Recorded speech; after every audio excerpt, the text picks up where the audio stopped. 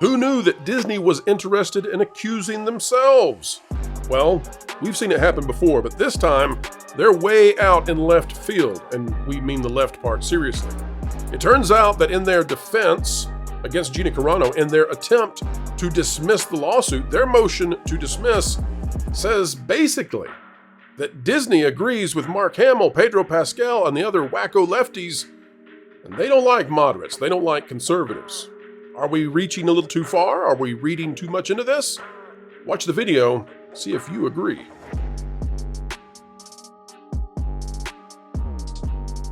Hello folks, welcome back to the Pro Channel. We love having you here with us. It is a pleasure and honor every time you join us, and we mean it.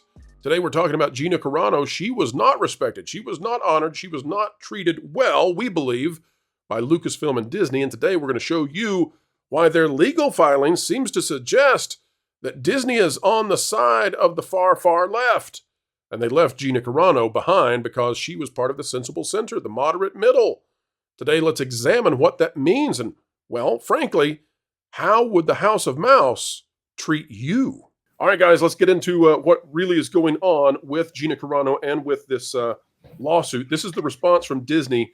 We did not have an opportunity in the video that Ron Coleman and I did to talk about the first 2 points Disney makes. We're going to do that now, and I'm going to hand it to the panel to give your response to this. All right, there are two responses that we have yet to discuss, and here it is. It says, an entity engaged in expression has a First Amendment right to select who will convey its message and exclude those who the entity believes will impair its message. Now, guys, I don't need to read the rest of this. I literally want to focus in on this headline within this legal motion to dismiss. You'll understand why in just a moment. Pam, I'm going to hand it to you. An entity engaged in expression has a First Amendment right to select who will convey its message. Everybody following? Everybody following, right? Professor Pro here. Who is its in this case? Disney. And what is its message? Well, according to this motion to dismiss, that message must be the message of Mark Hamill, Pedro Pascal, and others who were fomenting anger and hatred towards conservatives and moderates. That must be what the message is because they're still there. And who is excluded from the entity because of it impairing its message? Gina Carano, because she's not part of Disney's message. Again, putting Disney legally, this is the same thing from Florida, putting Disney into the partisan chair where it should never be. Disney should never want to be associated with partisanship, but that is where it finds itself. We'll go to the next points in just a moment. Panel, in no random order, anybody want to take this? Sure. Tell me your thoughts on the idea that Disney is back into the political sphere yet again. Here's the problem with citing precedents in a complaint. They have to be relevant. Every one of these cases they cited was a federal case or a Supreme Court case, and Gina's claim is based in California law. You see, back during that evil period of time known as the Blacklist, lots of performers and writers and directors were denied employment because of their political opinions. And the state of California, at the urging of the artistic and media community, passed new laws that said, no, you can't do that. The federal law, the First Amendment, applies to the government censoring people. The state law applies to private companies censoring people and says, nope, you can't do that. End of case. Thank you. Goodbye. Gentlemen, your thoughts on what Lewis said? You know what? I disagree. I really think Disney should get into politics because I'm excited to see Mickey Mouse in the courtroom giving his speech about his client or Bob Iger or something like that in his high-pitched voice. That's exactly what I want to see on my TV every morning. I'm not a lawyer. I don't have any legal knowledge, but I am pro-employer. Now, it doesn't mean that I agree with what's happened to Gina Carano, but I do support an employer's right to fire somebody if they don't feel that person fits their business. And the example that I'll bring here is let's say I'm a small business owner and I hire somebody, and they turn out to be a flaming SJW, and they're just really not fitting the image of the business I'm trying, the widgets I'm trying to sell. I feel like that they're probably not helping me sell my widgets, and they're just, I don't like the message they're conveying to all the customers who walk into the store. Maybe they're driving customers away, and I don't really want to fight 100 legal battles when they sue me for firing them.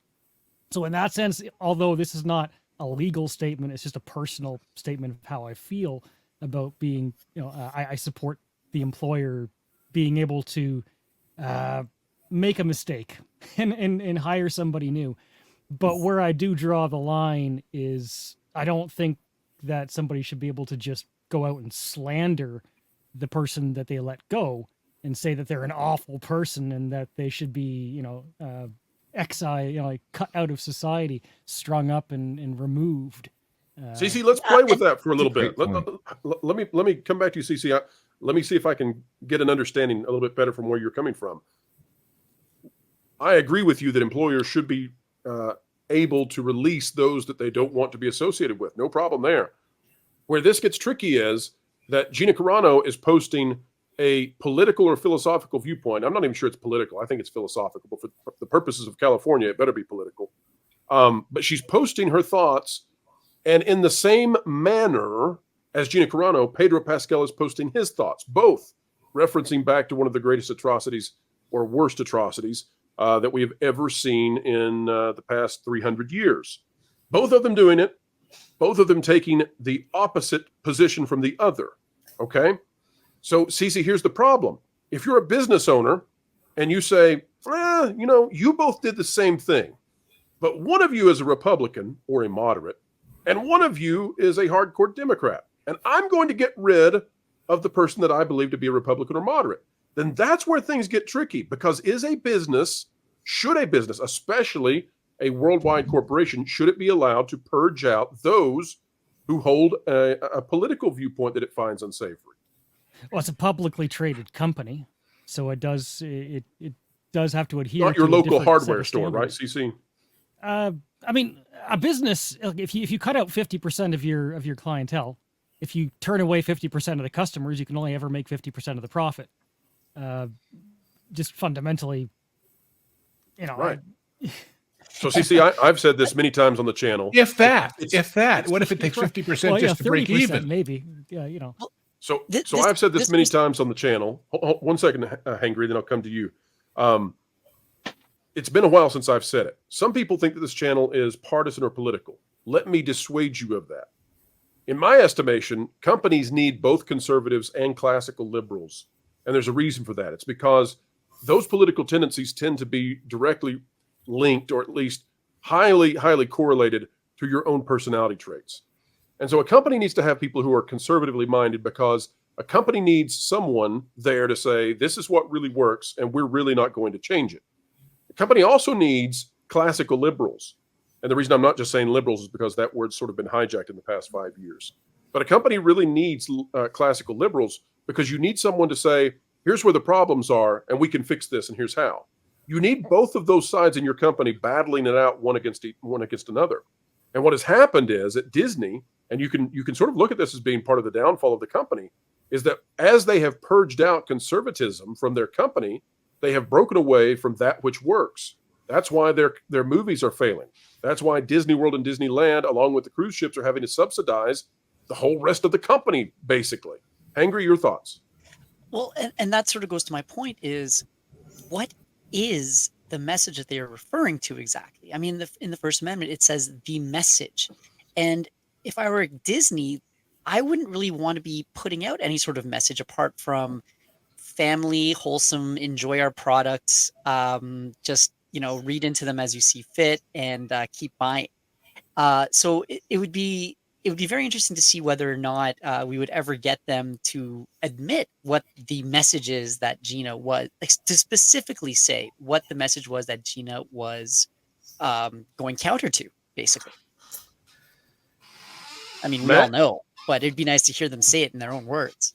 Well, we'll get there in just a moment. But Matt, before we go on to this next phase of the conversation, your thoughts? I think those are excellent points, and you can attack this issue from many sides. I think that for a long time in the United States, we did not view legally corporations as people. They did not have or assume the rights, First Amendment rights that living people have, but that's changed over time. So the irony here is you have the company, the Walt Disney Company, is asserting their own First Amendment rights, and they are asking Miss Carano to, as she clocks into work every day, check her constitutional rights at the door and then enter a workplace where she essentially doesn't have the rights that every American citizen is guaranteed in the Walt Disney Company's eyes. Not every workplace is like this, but we all know how Disney operates. So when Mark Hamill clocks in, he's allowed to tweet as long as he wants, as much as he wants. When Miss Carano, and you brought up an excellent point, the star of The Mandalorian started this. This was just a kind of an innocent tit for tat, and it escalated on Twitter. This had nothing to do with the workplace. Except now, Matt, we know that, well, it seems, according to Master of the TDS, who's done great investigating into this, it appears that much of the backlash aimed at Gina was bots. And Yes. that begs the question, who's the bots? Who's unleashing the bots on Gina to make it look like there's a mob? Fake outrage. They rely on fake outrage. Very little is organic behind the support of these failed Star Wars films. The people who obviously they're fake. So a lot of the actual reason to fire Miss Carano in the first place was the outrage. So if you go back and you look at the bots, then should that not be admissible in this court case? I'm not a lawyer. I'm the son of a lawyer. I grew up around attorneys and things like that. But I would think that You're practically a paralegal then. I'll give you the... maybe with little, training wheels on, I guess, essentially. That's right. But, no, really, it's fascinating. It's in a deep philosophical legal sense. You have to ask yourself, are you as an American citizen, are you comfortable with giant corporations being seen as people where they have all of the rights of you? But we know that an individual, myself, I don't have the resources that something like the Walt Disney Company has. So it's to their advantage to game the system, to have the legal system, view them as people, and then come in. And as you showed that legal document at the beginning, to assert all these crazy things and just turn reality on its head, to say that they have a First Amendment right, that Ms. Carano doesn't. Mark Hamill can tweet whatever he wants. That's fine. But they really singled her out, didn't they? And unfortunately, they singled out one of the most popular people they had. And they're asking to dismiss it because it's embarrassing. And this, just talking about it now, go ahead, just embarrasses them. Well, let's remember why they started to attack her. It wasn't about this statement. It was about the fact they wanted her to put her pronouns in her social media, and she didn't feel comfortable with that. Correct. What a terrible sin. And then when she finally, as kind of a joke, said, okay, my pronouns are beep, bop, boop. Oh, did that get him mad? They then insisted that she should attend a, quote, struggle session with 75 people to tell her how wrong she was. She said, I'll have dinner with, what was it, half a dozen, but I'm not going to go see 75. She did everything she could do. And then after others had made comments of a similar nature to this one, which there's nothing wrong with, by the way, now they're trying to say we are a person and have rights and therefore you don't. And none of this new filing addresses any of those other situations, including the fact that it is revealed that Disney actually spent money to attack her, and that the person in charge of that money spending was the charming, wonderful, grown-ass woman, Leslie Headland.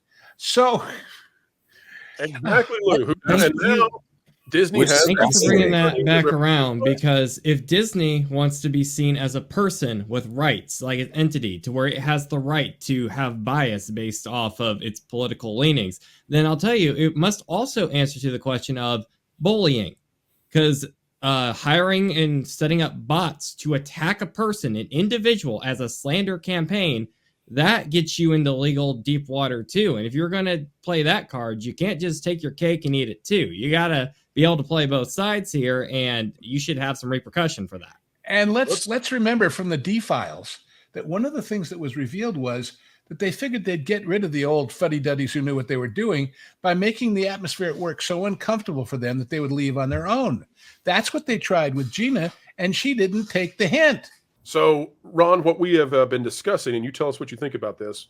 We were talking about the first two points of this movement to dismiss, this motion to dismiss. And the second point says the First Amendment protects Disney's decision to disassociate Carano and her controversial speech from its own protected speech in The Mandalorian. And what we thought is that intrinsically, this then says that because Disney is not trying to disassociate from Pedro Pascal and Mark Hamill and others that we could bring up, that apparently they believe those types of communications, vile as they might be, are not the kind of speech that's controversial and needs to be removed to protect the Mandalorian. So do you think that's embedded intrinsically in this statement, Ron, that Disney is taking a particular side in partisanship? Of course it is. Of course it is, but they're entitled to. They're allowed to do that. Except in the state of California. Could you explain to the audience why that's different? They can take, all right, so they can take a position, and as everyone has observed, they've taken a position and they're standing on that position for purposes of their motion to dismiss, which is a big thing. And as you and I discussed earlier, it's a thing that may come back to bite them, on the tail later. But yes, in California, you can have a position, but that position can't be an excuse for you to penalize, discipline, whatever the verbiage was, an employee for political activity. Well said. Lou, any thoughts on that based on your experience in Hollywood and how things are handled in a political sense? Well, we know what side of the aisle politically Hollywood is on, but there is this little pesky thing called the law, which I understand, Ron, that in your earlier chat you said it was this California law was invented to protect the commies, and it was. So yeah, Lou, you should know that pretty well. Are you insinuating Lou is a commie now? Lou, I can't believe Oh no! I'm saying that Lou knew exactly who the commies were. Oh, sure. And I made a list and checked it twice to find out who was naughty and who was nice. So there's this little thing called the law. Disney does have kind of First Amendment rights. First Amendment associational rights, hard, as I mentioned again in our earlier discussion, hard to really make the case, certainly on a motion to dismiss, that the public associates what Gina Carano says as being something that Disney says. On the other hand, they could say, well, this is the kind of conduct from Disney people. Is Gina Carano really Disney people? That Disney tolerates. So that's a legitimate corporate value. Has it stack up against this legislative decision? That probably is going to remain to be seen. And again, I do think that the specifics of the employee relationship might be part of what ends up getting put into play here. And folks, we are at the end yet again. Despair not, though, for we shall return. Videos every single day, 10:30 a.m., 3:30 p.m., 7:30 p.m., all of those Eastern time. And folks, don't forget that the Pro Show is live Tuesdays at noon Eastern, as well as sometimes Thursdays at 5 p.m. Eastern. Also, check out our sister channels, That Park Place, as well as That Park Place Online Podcast, which is very long and a cumbersome name. That's why we just call it T3PO. And of course, Valiant Renegade is a channel you can't ignore. Folks, wherever you are and whatever you're doing, keep learning, keep growing, and keep having fun.